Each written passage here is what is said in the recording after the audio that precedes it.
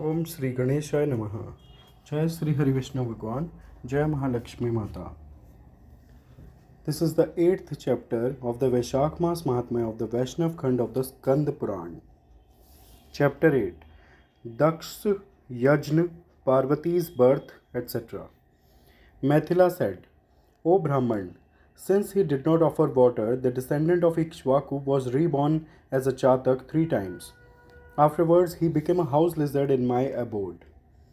Indeed, this conforms to his karma. He deserved it, since he did not do his duty. It was said by you that he was born as a vulture once and as a dog 7 times. This appears to be improper to me. Good people were not injured or censured by him, nor were pitiably helpless persons, since he did not resort to good people, he may certainly not have had the benefit thereof. Indeed, his act did not amount to harassing others, because he had not caused harm to them. How then was he born in a lower womb without any genuine cause? I am your disciple and a favorite as well. Dispel this doubt of mine. On being asked thus by the king, Shrutdev of great renown exclaimed, Good, good, and spoke these words. Shrutdev said, O sinless king, I shall tell you what has been asked by you. The same was recounted to Parvati by Shiva on the spotless, pure peak of Kailash. After creating all these worlds, he evolved 2 ways of sustenance for them. Ahiki, pertaining to this world, and Amusmiki, pertaining to the other world. Each of the 2 ways of sustenance has 3 factors. The Ahiki, this worldly, consists of service through water, service through cooked food, and service through medicine. Whatever these are, O highly fortunate one, they are the causes of sustenance in this world. In the same manner, O king, 3 factors have been proclaimed in the Shruti. That is, service to good people, service to Vishnu, and service to the path of virtue, dharma.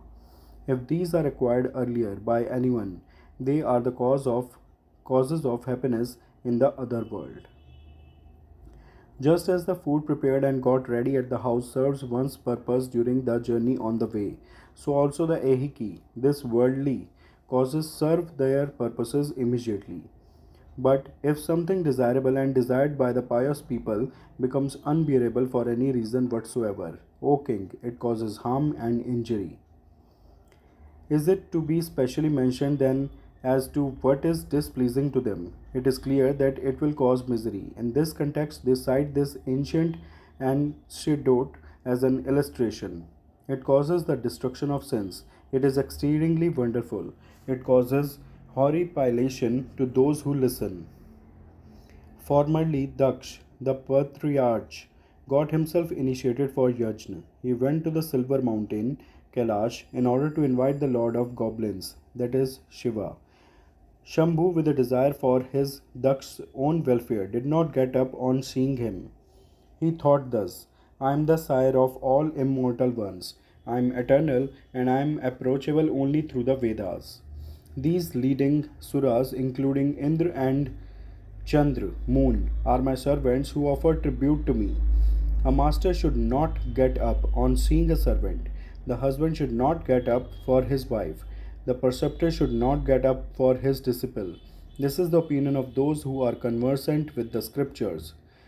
Shruti lays down this also, that an alliance by way of marriage is no cause for seniority at all. He whose strength, knowledge, power of penance, and calmness are greater shall be the senior to the others. The lower ones shall be the servants. If the master and other seniors get up on seeing the servants and others out of excess of affection, the longevity, wealth, fame, and progeny of those people perish immediately. I therefore shall not stand up, as my father-in-law is dear to me. Thinking thus, with the welfare of Daksh in view, the Lord did not move at all from his seat. The Prajapati became furious on seeing that Mrid, Shiva, did not rise up from his seat. In front of the Lord of the daughter of the mountain, he censured him in many ways. Alas, the haughtiness of the unlettered, indigent fellow. An old bull reduced to mere skin is his asset, wealth. That is why he holds the skull bone. He is approachable to heretics. How can fortunate grant him auspiciousness as he is proud for nothing? In this world, the knowers understand pious acts only through their performance. This poor fellow, who is afflicted with chillness, wears the sacred hide of elephant. His abode is cremation ground, and his ornaments, they say, are serpents. He has neither courage nor knowledge. Both of them had fled from him who is on a par with a wolf.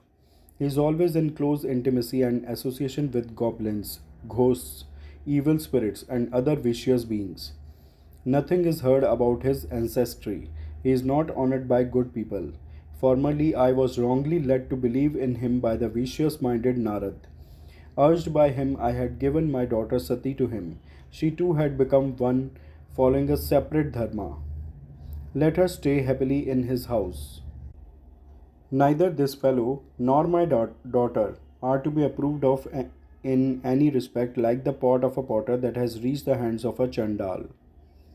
Thus, Daksh of deluded soul did not invite Uma or Shiva. He scolded him in various ways and went home silently. Thereafter, he went to the sacrificial chamber, continuing to censure the great lord. In the company of Ritviks and sages, he performed the yajna as per sacrificial procedure. Excepting Brahma and Vishnu, all the devas arrived there. Siddhas, Charans, and Gandharvas, Yakshas, Rakshasas, and Kinnars too came there. At that time, Sati, the gentle and meritorious lady, was tempted due to her womanish fickleness. She became eager to witness the festival and meet the kinsmen who had assembled there, though she was prevented by Rudra. Though she had been dishonored and insulted by her father, she decided to go due to the fickle nature of a woman. She was prevented by Shiva thus: O lady of excellent complexion, he censures me in the open assembly always. It is unbearable. On hearing it, it is true, you will forsake your own body. Though it is unbearable, I too have to bear it because I wish to keep up the house, my family life. O gentle lady, you are doing as I have done, hence do not go to the sacrificial hall. Certainly nothing auspicious will befall you. Though urged thus, the goddess did not give up her fickleness. Sati set out from the house alone on foot. On seeing her, the bull silently bore the goddess on his back. Crores of groups of goblins followed Sati then.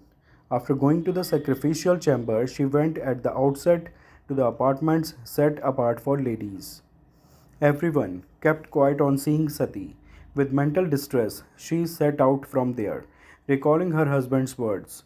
She went to the northern altar. On seeing her, her father and those who had assembled there stood silent without giving any blessings to her. She watched her father's performance of sacrifice till the time for Ahuti to Rudra. When her father proceeded dropping Rudra, she said with her eyes full of tears. The goddess said, transgressing and insulting the great ones is not generally conducive to the welfare of persons. Rudra is the maker of the worlds. He is the administrator of the worlds. He is the immutable Lord of all. Still, how is it that the Havis is not given to Rudra? Why? Why don't the others who have come here expose your evil intentions? Noble souled ones, do not behave thus. Is fate adverse to these? As she spoke thus, Lord Pushan began to laugh. Bhrugu, whose auspiciousness had been destroyed, began to stir his moustache and beard. Others stroked their arms, legs, thighs, and sides. Her unfortunate father censured her in various ways. On hearing it, the wife of Rudra became extremely furious in her mind. In order to perform expiation for having heard it, Sati immolated her body in the sacrificial fire in the middle of the altar, even as everyone stood looking on. There was a great hue and cry. The Pramathas ran immediately and reported all the details to the Lord of Devas. On hearing it, Rudra stood up suddenly. He became comparable to Kal, the annihilates of the world. He plucked up his matted hair with his hand and dashed it against the floor. Therefrom arose the exceedingly powerful Veerbhadra of huge body with 1,000 arms. He assumed the refulgence of Kal, the annihilator of the universe. With palms joined in reverence, he spoke to Hara then, "Employ me in the task for which I have been created." On being told thus, the infuriated Dhurjati, Shiva, spoke to Veerbhadra, who stood in front of him. "Do kill Daksh, who has censured me and on account of whom my beloved wife killed herself. Let the group of goblins and spirits of great strength go along with this, Veerbhadra." On being commanded thus by the Lord, they all went to the sacrificial assembly. They struck all those great heroic devas, asuras, human beings, and others. Veerbhadra, who was born of the matted hair, broke the teeth of the Pushan, who had laughed. He uprooted the moustache of the vicious minded Bhrigu. The powerful Veerbhadra cut off the different limbs that had been stroked before. He exerted himself much in order to remove the head of Daksh. As his head had been well protected by the mantras of the sages, it could not be cut off with force. Knowing it, Hara himself came there and cut off the head of the wicked one. After killing those who had come for the sacrifice, he went to his own abode along with his followers. Some who survived the slaughter went and sought refuge in Brahma. Accompanied by them, Brahma went to Kailash, the abode of Shiva. With diverse kinds of words, he pacified Rudra. The great Lord went along with him to the sacrificial chamber and resuscitated all those who had come to the sacrifice. Then Shiva gave Khyati the goat head of Daksh. The goat beard he gave to the noble souled Bhrigu. He did not give back to the teeth to Pushan, but made him able to eat flour without teeth. Shiva straightened some of his limbs that had been distorted. All of them attained welfare.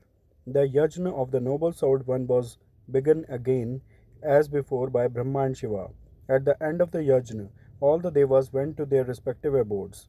Rudra adopted a very severe vow of celibacy and performed a great penance.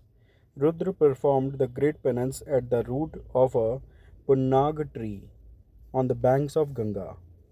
The chaste goddess Sati, the daughter of Daksh, abandoned her body and was born again as the daughter of Mana and Himalaya. She grew up in his abode. At this time, the great Asur named Tarak propitiated Brahma Parmeshtin by means of severe penance. He chose the boon that he could not be killed by devas, asuras, human beings, and serpents with weapons, and all groups of missiles of great strength. Excepting a son of Rudra, the Daitya could not be killed by anyone. Such was the boon that Brahma, the grandfather of the worlds, granted him, saying, "So be it," because Rudra had then no son and no wife too. Receiving the boon, the demon went back to his abode and began to harass the worlds. For the work of cleansing the floor, etc., in his abode, devas became his servants and deva women were his servant maids. Then devas who were harassed by him sought refuge in Brahma. On hearing about their misery described by them, Vedas, Brahma said this to Suras. O Suras, at the time of granting the boon, I have given the wicked one the boon that he could not be killed by anyone except a son of Rudra. Formerly Sati, the wife of Rudra, abandoned her body in the sacrifice. She was reborn as the daughter of Himalaya. She is known as Parvati. Rudra is engaged in a severe penance on the top of Himalaya. Unite Rudra, the Lord of the worlds, with Parvati. Again, in the abode of Devendra, the Lord of Devas, the chastiser of Pak, had consultations with the leading Devas who had assembled there along with Dhishan, Brihaspati. For the sake of his task, he remembered Narad and Smar. They came there, and the enemy of Baal, that is Indra, spoke these words to him. Kindly go to the Himvan and enlighten him with your words. Your daughter was formerly Sati, the daughter of Daksh and wife of Hara. Separated from him, she is engaged in penance on your peak along with 10 girl companions. Mrid is also engaged in penance on your peak. Employ his beloved one in the service of Mrid. She will become definitely his wife. He alone will be her husband. On being directed by Indra thus, Narad approached the mountain and did everything as directed by Devendra. Afterwards, Indra called Kam and spoke this to him. For the sake of the welfare of Devas and for the good of Mrid, too, you go to the penance grove of Rudra accompanied by Vasant, spring season. Manifest the features of Vasant that cause flutter of love in the heart. When Goddess Parvati is near Mrid, discharge your arrows and allure the great Lord to her. When their union takes place, our task shall become immediately fulfilled. On being commanded thus, Smar said, "So will it be," and immediately set off. He went to that forest along with Rati, Vasant, and his entire retinue. By means of his power, he created an untimely spring season throughout that beautiful forest, served by a gentle breeze. Once the Lord of Devas was delighted with Parvati's service. He took her on his lap and began to speak to her something. Smar decided that it was the time for the Lord's union with his beloved wife. He took up his beautiful and delicate bow and stood behind Hara. Making a tree as his screen to hide himself behind, he discharged an arrow. He fitted a second one too and exerted himself to discharge it. Becoming agitated in his mind, Mrid began to think, "My mind will not waver thus at all. By whom has it been defiled?" Worried thus, he turned and saw Kam at his side. With great fury, he opened his eye on the forehead and kept the goddess away from his lap. From his eye, a blazing fire issued forth, terrifying all the worlds. By it, Manmath was burned immediately along with his bow. Observing the fulfillment of their task and suspecting punishment to themselves, Devas, Vasant, and Rati fled to heaven. The goddess became frightened. She closed her eyes and ran far off. In order to avoid the presence of a woman, Mrid vanished from the scene. Indra, who was desirous of doing something pleasing to Rudra and at the same time what was conducive to his good, attained unfortunate result. One should expect the worst in the case of one who does something very displeasing.